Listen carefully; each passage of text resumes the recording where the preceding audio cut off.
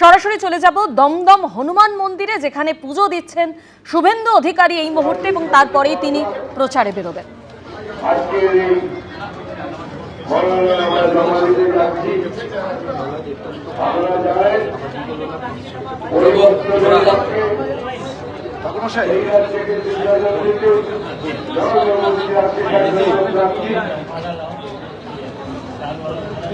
थोड़ा पालानी फूल ठाकुर मशाई একটু গঙ্গা জল দিয়ে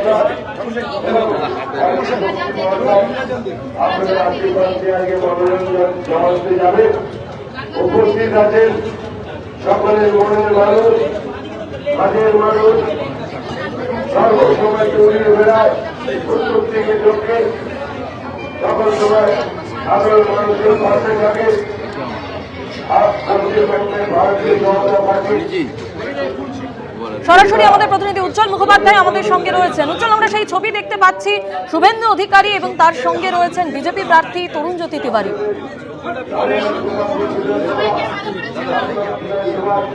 দেখো, সেটা হচ্ছে শুভেন্দু অধিকারী এখানে এসে পৌঁছেছেন এবং হনুমান মন্দিরে তিনি পুজো দিচ্ছেন। এখানে দুই কেন্দ্রের দুজন প্রার্থী উপস্থিত আছেন। এই দুজন প্রার্থীকে নিয়ে শুভেন্দু অধিকারী তিনি প্রথমে পুজো দিচ্ছেন এবং তারপরে এখান থেকে তিনি এদেরকে রওনা করে দেবেন। এবং মূলত তরুণজ্যোতি তিওয়ারি তিনি এখানে রয়েছেন এবং অরিজিৎ বক্সি, এই দুজন প্রার্থীকে সঙ্গে নিয়ে তিনি এখানে পুজো দিলেন এবং দুজন দুপ্রান্তে যাবেন। একজনের মনোনয়নপত্র জমা দিতে যাবেন ব্যারাকপুরে, আরেকজনের বিধাননগরে। দমদমের একজন প্রার্থী অরিজিৎ বক্সি তিনি রয়েছেন এবং রাজারহাট গোপালপুরে যিনি প্রার্থী তিনি আছেন।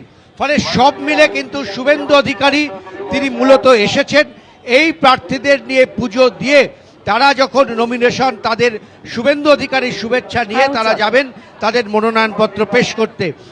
ধন্যবাদ উজ্জ্বল।